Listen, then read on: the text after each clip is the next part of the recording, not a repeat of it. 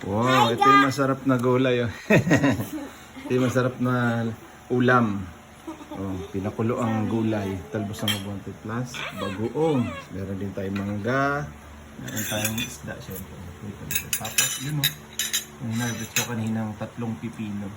Ginawa nating juice. Ano yun? Meron din tayong sabaw.